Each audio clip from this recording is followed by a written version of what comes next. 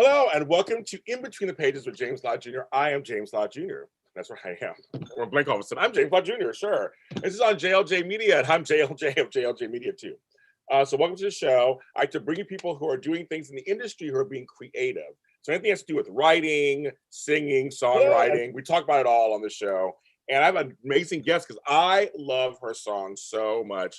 I've been playing it on heavy rotations that came out. It came out May 14th. So it came out last week. So it's like literally almost a week old, almost about. Yeah.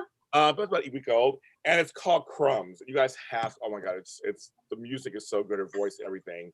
Help me welcome Shay Leonia. Hi, Shay. Thank you so much for having me. I'm so excited to get to talk to you today. Yes, we're gonna have fun. Because I love talking music and all that kind of stuff. And yes, and I don't want to tell people a story. I kind of know a little bit of the story about why the song came to be, but we're going to talk about that also. But before we do that, a little housekeeping, little church announcements. We are here on JLJ Media on YouTube. So there's a little red button that says subscribe. Hit it. Just do it for me. Do it for her. Do it for us. Hit it. And check out all my content.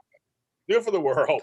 And this show just celebrated 3 years last week, and we had a big celebration. So check out that. We talk about content creation. So check out that episode. Thank you.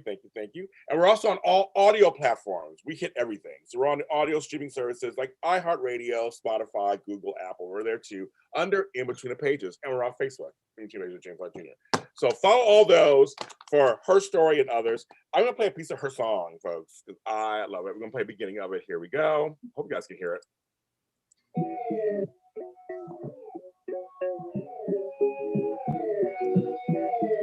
Can we hear it? Yep. This music's so good.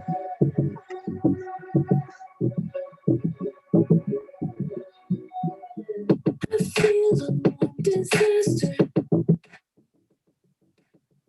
Funky. Hey. You could have left much faster. Inside the blue and after. This song, you guys, this song is good. After all that It is like, you. Okay, we're gonna play a little more of that later. This song is good. Thank you. Oh my gosh. And the lyrics are kind of funny, but they're like, okay, so tell folks the reasoning behind the song. I think it's kind of fun. Oh, well, so the so the events that led to this song, I hadn't written a song in about 10 years. What? I had taken like not an intentional hiatus. It was more so like the couch kind of just swallowed me up whole, and I stayed there for about 15 years. Wow. But it was just like, it was so debilitating. Like day after day, I was just like, I could write a song, but who's gonna give a shit?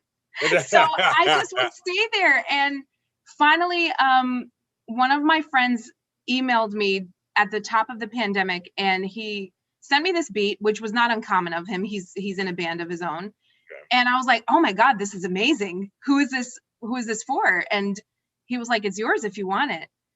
And I was like, oh my gosh, okay, no pressure. I haven't written in a while. So I knew the beat existed, but I was just going about my business. And my boyfriend and I were hanging out at my apartment, and I had just made him his favorite meal. He's very low maintenance, so I had made this like curry noodle dish, super cheap, very easy to make. He loved it, and then all of a sudden the fight broke out, and we had this major, massive argument where he stormed out, slammed the door, and I was just so resentful that he got to leave. I was stuck in the apartment still, and so I'm trying to just distract myself from like this tense air in the apartment. And I go into the kitchen and I try washing dishes, and I look over at the stove, and there's still crumbs from this meal that I had made for him. And it was crumbs from his favorite meal that I took, love and time to make, with the intention of making him happy.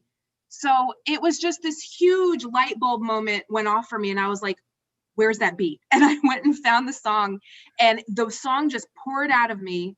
I don't know what prompted the melody line somehow, but this song, I just was like, I do everything, even the little things. I do all of them for him, and he does nothing for me, not even the bare minimum. So the song came out, and then also a huge part of our relationship was gaslighting. So I wanted to make sure that I threw that in there. And the music video, which is not out yet, is actually going to be the experience of gaslighting for the viewer. So it was just a song that, you know, I guess the universe had enough of seeing my ass on the couch. Okay, so I want to break this down because Yes. I wrote a song last year during a pandemic called "My Opinion Is the Only Opinion," and it was after, because I'm in the public eye and you see comments online, people just like say all kinds of stuff to you, and I was just like, I was over it one day, like, yo, I was over it, and I was just like, I had this little melody in my brain, so I came to write a song. So isn't it fun? Isn't it? I mean, I know it's just a cliche word, but isn't it cathartic actually to write a song like this? Is that for you? Yes, it's so cathartic. And I think what's difficult for non-creative minds to understand is that they think that when you're going through anything, oh, well, they have music, they could just write it. Right. And right. oh, put that into your writing. And it's not always the case. A lot of times you have to wait for that moment where you're about to burst. And suddenly that's when it's just like, oh my gosh, here are all the gems. That's where they were, you know? It's like your hand writes itself. Like it just writes. Yes. It's like it's divine. It just comes out. I love you that. Become a vessel. Right. Seriously. But it's your first song you've written in 10 years. So that must, I mean, what is that? Is there a lesson in there for you for that? I mean, in that alone, is there a lesson? The lesson has been actually the process of me forcing myself to put it out, because it was the first time I'd actually recorded myself too. So I recorded myself, my waveforms looked like sausages. It was awful. I didn't know what I was doing. The poor producer, when I sent it, because he also mixed it for me. Okay. So when I sent it back to him, he was like, man, there's so much distortion in these vocals, but I'm going to do what I can. Right. And so when I got the song back, I was like, oh, you know, it'll be good to have in the vault. You know, it's good practice. Yeah. But I started realizing if I don't put this song out, I'm going to keep thinking that nothing I do is good enough.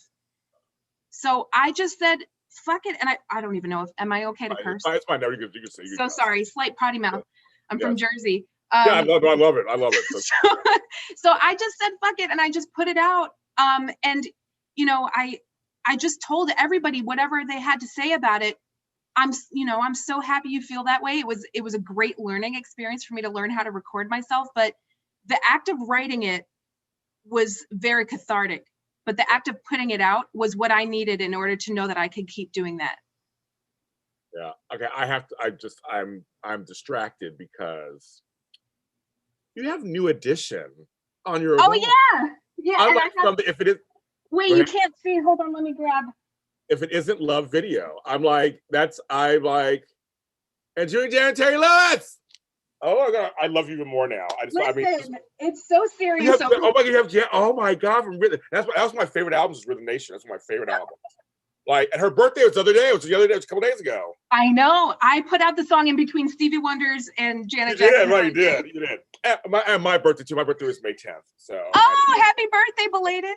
Thank you. But no, so I'm going, that's new. If it isn't Love Video still. I'm like, I love that song. I know the whole dance stuff and everything. But it's so good because the song I said, I was talking a minute ago, it sounds funky. So you must love that. You must love funk and R&B and. I love great music. I grew up around musicians. So the trajectory of my taste in music has gone every which way. And it's never been a phase this is going to be my funk phase, or this is going to be my hard, heavy metal phase. It was never like that. It was always that in the same car ride, I would be listening to Allison Chains, then Jackie Wilson, to, Sarah Vaughan, and then some Liza Minnelli. It's all come with me, and it all hits the spot. You're like my kindred spirit. Side note, Allison Chains, very underrated grunge group. I learned how to harmonize from them, I feel like. Well, I would say because, Jerry Cantrell and things like they had this whole two thing. It was very, their songs are very layered and vocally. It was very layered. All the other grunge, they weren't doing that. Pearl Jam wasn't doing that. Nirvana, they were doing that. And they actually, here's a little side note, folks at home, if you're on Jeopardy or whatever. they're one actually considered one of the most successful groups on the charts during that time. They have more #1 albums than some of the other grunge acts. They always hit. I didn't know that. All the albums, they all went #1, and they used to get the glory like a Stone Temple Pilots or a Nirvana or a Pearl Jam. They got in Soundgarden, they got the big glory. But Allison Chains was consistently selling that whole time. But I love it. So I said I love them. They were my favorites. But yeah, but no, seriously, they had the way they put their vocals together. It was very melodic, actually. Extremely so. And Lane Staley's voice is just. I know. May he rest in peace. But yes, yeah. I mean, it's just all of them. Most of them are gone. I know. I mean, most of them are gone. That's so funny. But it's okay. So you grew up around musicians, so they were playing all kinds of music then for you, because it was like, so everything was played in your house, everything was played around you. Yeah. Well, I would wake up in the morning and I would go downstairs, and mind you, I'm a baby at this time, a literal baby. I would be brought downstairs, and my father and brother would be battling it out on Night in Tunisia on the trumpet. Oh, how funny. Oh, wow. I was actually shocked when I grew up a little bit more and started going to my friends' houses, realizing that their houses, they don't have music playing 24/7. And I was like, this is weird. But then they would come out over to my house, they'd be like, what is this type of freak show that's going on? Because my sister played like George Michael and Culture Club and all of the great 80s music. Because I have a very large gap between my brother and my sister and I. So she's 12 years older than me. He's 16 years older than me. So then I would hear my father practicing. I would hear my brother practicing Miles Davis, Clifford Brown. He was a huge Clifford Brown fan. And then I would go to dance school and we would be dancing to like the latest Janet and Michael. And then I would go into the car with my mom, and my mom would be playing like the Radio City Music Hall for, Liza Minnelli or Beach Boys. Or just anything from the 50s. So, yeah, it was. Okay, so I mean, I've been known for that too. I've been known for, I would say, from Metallica to Madonna. I liked everything. Yeah. That's kind of, people are always like, oh, okay, get to know me. And they go, oh, okay, now I get it, because I liked doing kinds of. And I was a metalhead at one point in the 80s. I did all kinds of stuff. I love it. You're right. Music is music. I like disco, folks. I don't care. I like disco too. I like all of it. But a good song is a good song. I think that's right. And a good voice, You mentioned people like George Michael or Boy George, very smooth, blue-eyed soul voices. I mean, they were just like amazing. And Miles Davis obviously is a legend, legend in jazz.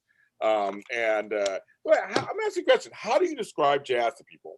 That's all. I always ask people who like jazz what their definition. Because I know people look at jazz like this abstract kind of like, what is that? I don't know what that is.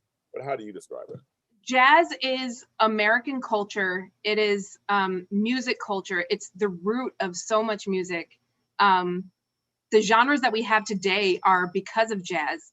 As far as what it is, I mean, today it's like, I feel like it's the most exclusive club that you could be a part of, because if I see anybody playing or even attempting jazz, I know that they're bad. And like, not bad like bad, but bad like good, because you really have to know what you're doing. But there's a mathematical side to it. There's so many components where you have to be like my brother, for instance, he's a jazz trumpet player. He was not allowed to play with his friends until he had practiced 4 hours a day. That was my mom's rule for him. Wow. He was a prodigy on the trumpet. So, but yeah, jazz is just the root of so much. And one of the reasons why I love Miles Davis so much is because he was not a purist. He was so open to, well, there are these younger cats coming up, and let me see what I can learn from them. And he was just so, you wouldn't think that about him because he was Miles Davis and he knew he was Miles Davis, but he also knew that there were other things that other people had to offer. Yeah. What are your 2 favorite Janet songs? Don't even do that to me. I picked 2. I didn't pick 1. I didn't say your most favorite. It's 2 favorites. But even a top 5 will keep me up at night. I'll be like lying in bed like, I didn't tell James about these songs though. That's so funny. Oh my God, it's so funny. Or just name 2 that you like a lot. I would have to say that I marvel over If every single time I hear it. Oh gosh, the second one. I'm just gonna cop out and say Scream. Oh, no, that's not even a cop out. That's very interesting. I love the song, but I'm saying it's very interesting you picked the duet, the brother.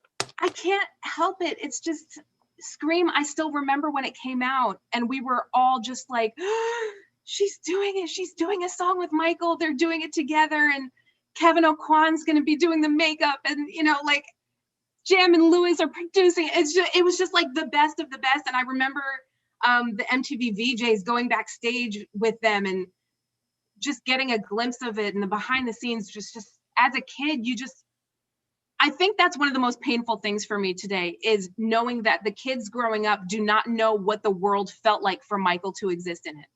No, they don't. And it hurts, because as much as we can share his music with them, along with all the other artists and legends that we've lost, they'll never know what it felt to grow up feeling like I'm waking up in a world where Michael is walking around and possibly creating more for us. Yeah, I agree with that. To play fair, I will say, and the folks sure I will say this. So 2 of my favorite songs of Janet's are "State of the World" from Rhythm Nation. I love that. I just love that version of the song. That one, or "The Knowledge," I kind of like both of those. Also love "Throb." Oh, "Throb" is on my workout playlist every morning. No, "Throb" is so, people don't understand, it's an underrated song. It's really good. It's her just straight out dance song. She just like, yes, good. And so I have a question for you now. Yes. Do you think that "Throb" was to Janet as "Vibeology" was to Paula? Yeah, exactly. Yeah, it was very similar in tone. Straight up, just here's a dance song. It's kind of a little flirty and dirty. Obviously, "Throb" was much more. Yeah, that album was much more. Obviously, Janet was the album kind of before she got the Velvet Rope, but that was kind of like, that was her sexy album. Yes. Vibeology was also Paula getting out there. I love that song too, actually. To me, I mean, this is my, I hate to say this out loud, but this is they are very in the same vein as Madonna in some ways. Those two songs. They're very, because Madonna would come out with deeper and deeper, and like just throw out these really heavy dance songs. Yeah. Janet dances, obviously. I mean, obviously, but her songs were pop. Her songs are very pop, very structured. "Throb" feels looser. It feels like Vibeology felt looser. Like they're just like, because they both are amazing dancers, Paula and Janet, but it was just looser. It reminds me almost like "Waiting for Tonight" by Jennifer Lopez. Yeah. They're all just kind of like these. They're just straight up. This is a dance song, folks. You take it, bitches. There's like just a dance song. That's it. But I felt like they finally hit something where Madonna had been doing it for a long time. She was doing these dances. She did a lot more dance than they did.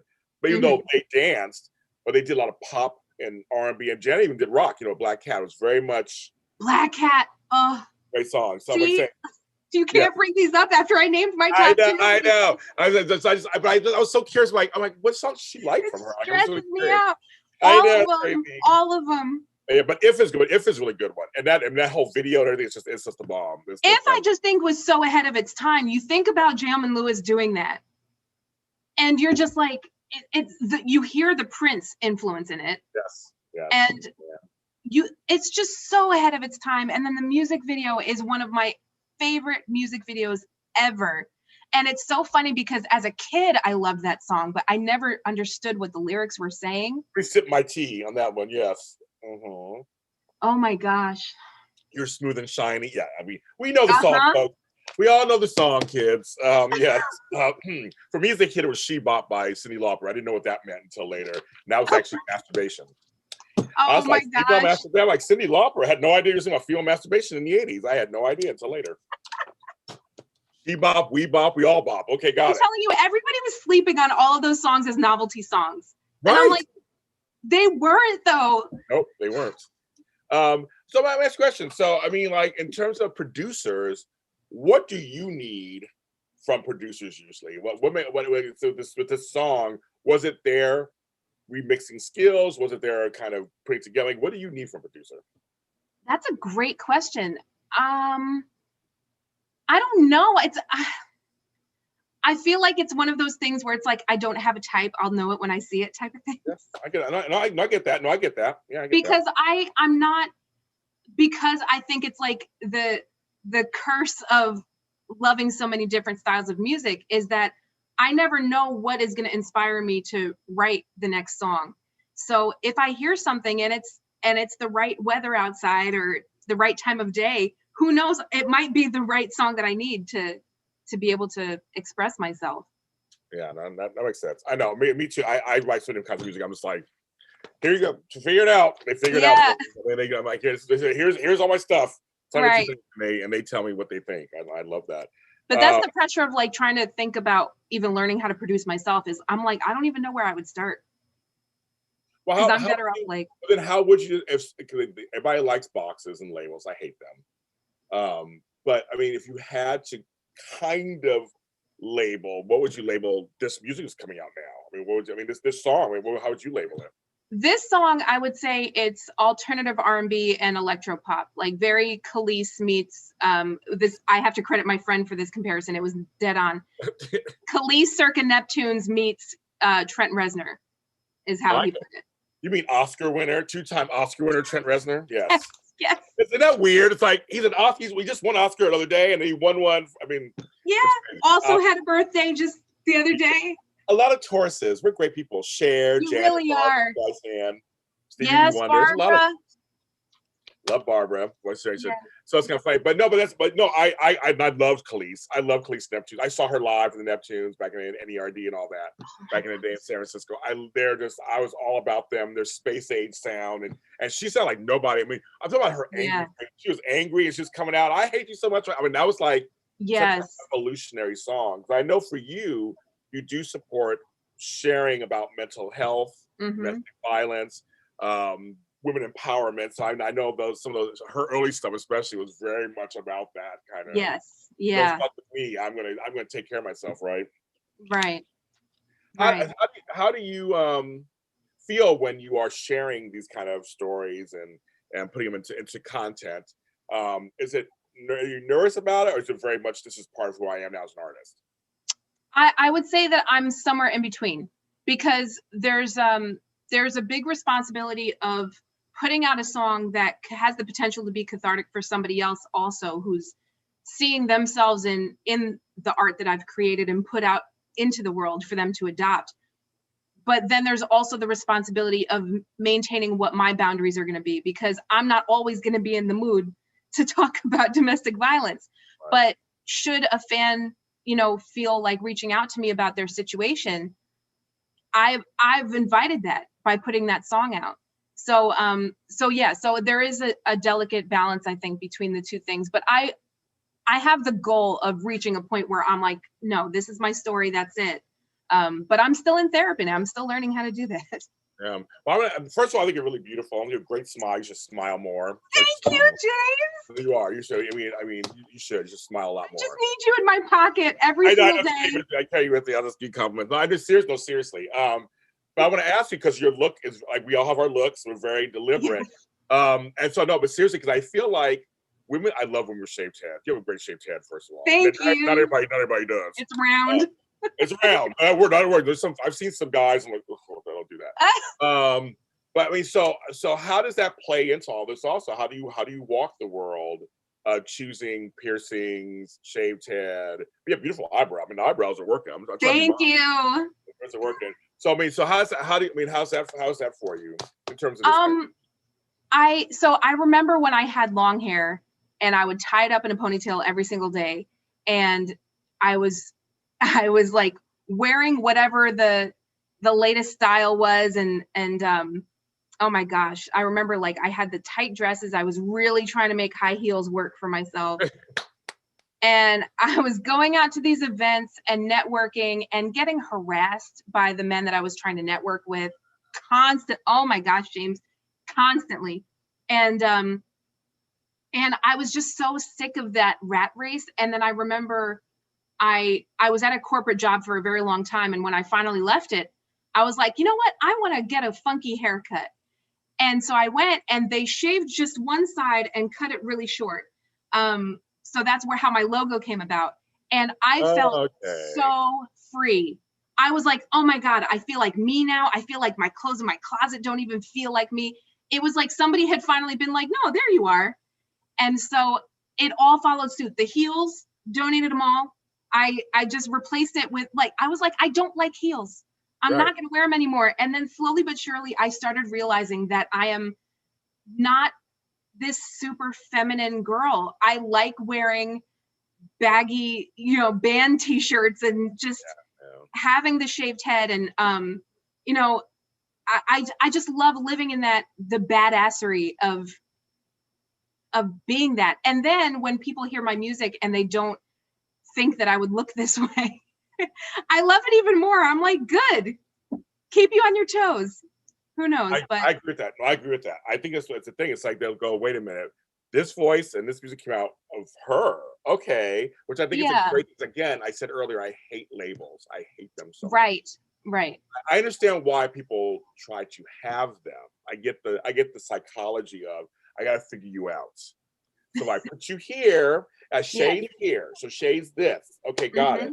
You can't be 10 things. You gotta be this.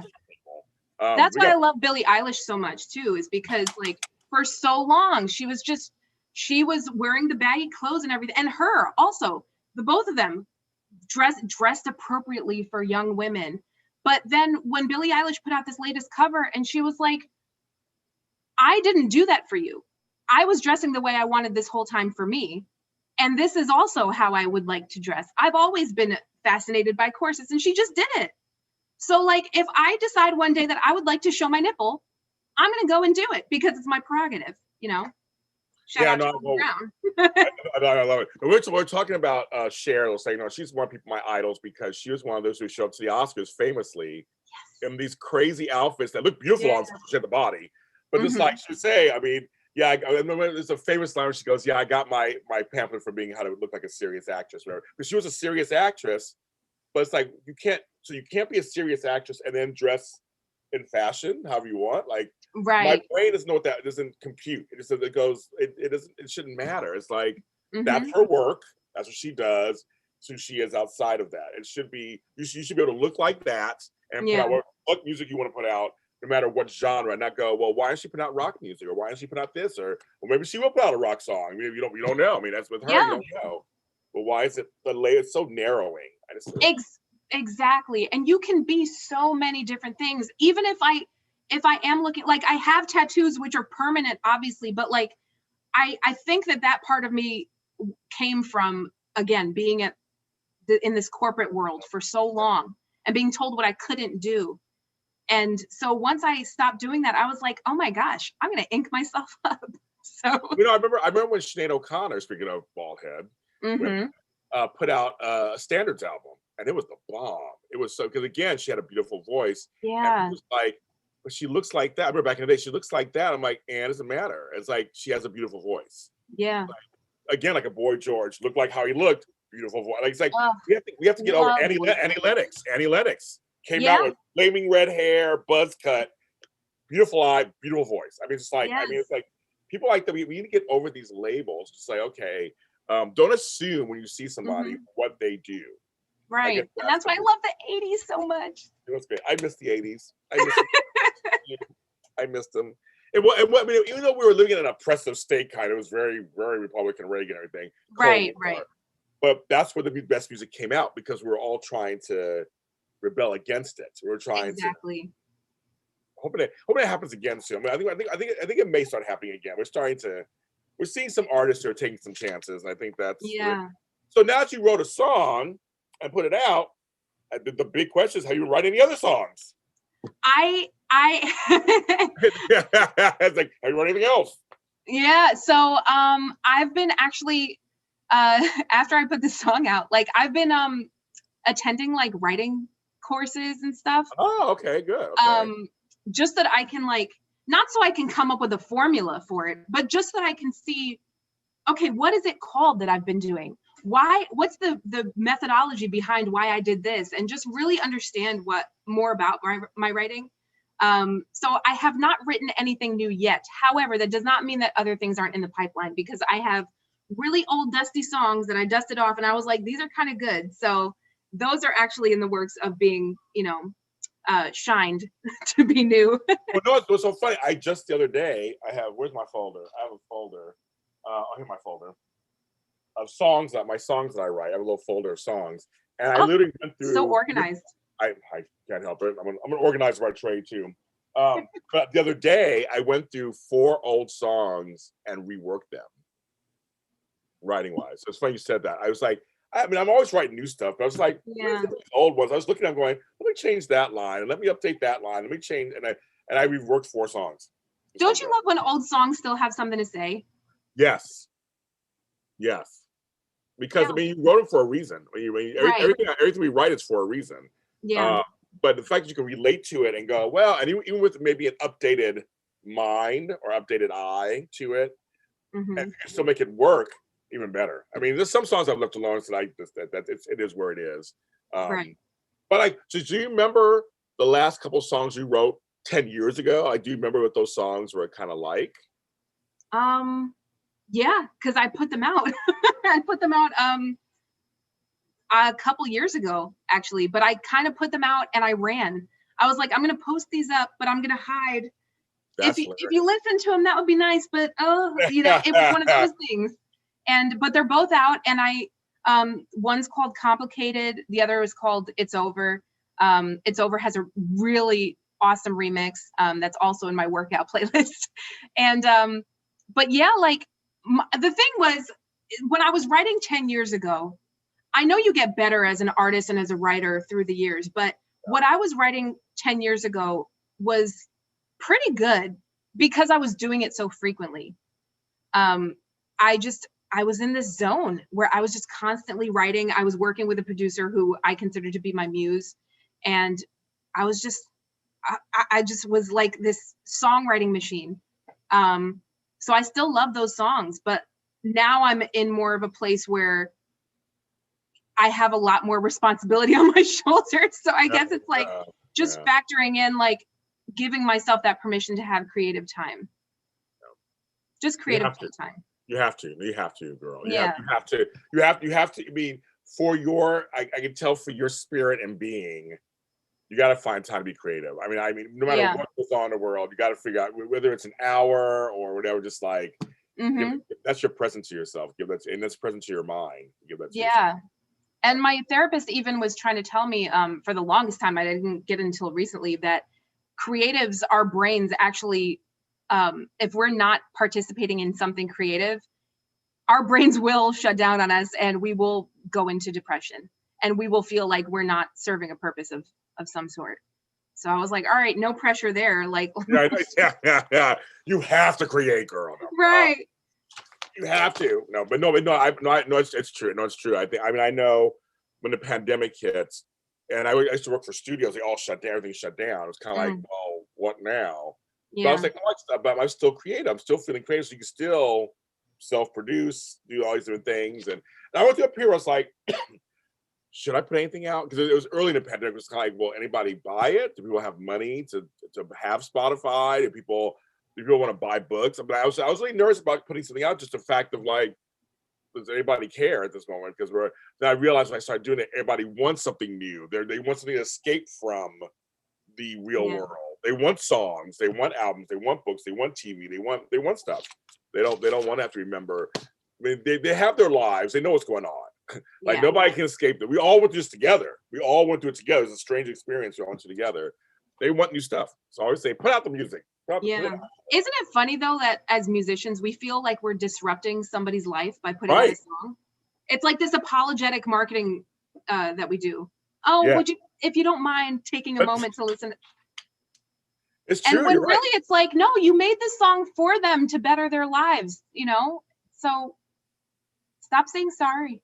Yes, and they need it. They need it. They do, whether they know it or not. They need it. Right. Shay, you're the bomb. I can talk to you forever. So you're welcome on the show anytime. So anything got something new, just come back on. We'll talk to you. Forever. You're welcome anytime. I would love that. I would so love that. Yes, and now we find each other. So where can they find Crumbs? Tell me where they can find it. Crumbs you can find on all streaming platforms. You can find it on my Bandcamp. If you go to my website, shayleonia.com, and sign up for my newsletter, I will email you anything you need to know about where you can find the song. Very good, very good. And you can follow me. We're all James Lott Jr. Sold at James Lott Jr. on all social media platforms. And all my music's out there too. So if you want to see James Lott Jr., I have songs with the Third Dimension, songs with other friends of mine. I have a song with a group called J2. I've said all kinds of stuff. I just type my name in, you'll see all my crazy little tunes. But go out and get. I mean, seriously, folks, this song.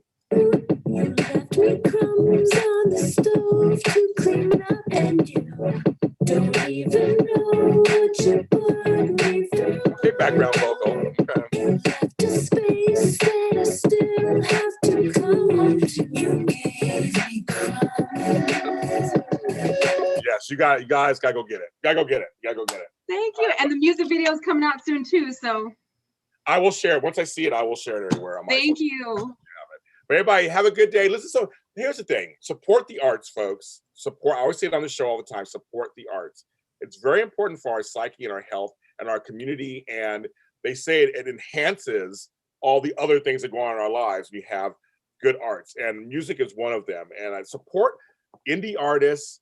Go out of your way to find people who are doing music you may not have heard of before. I think it's one of those things to check out. There's a lot of great music out there from unsigned bands, from people who are just out there just putting stuff out there. I say check them out. I try to share whatever I find. And Shay is one of those artists we're going to be sharing from the near future. So do that.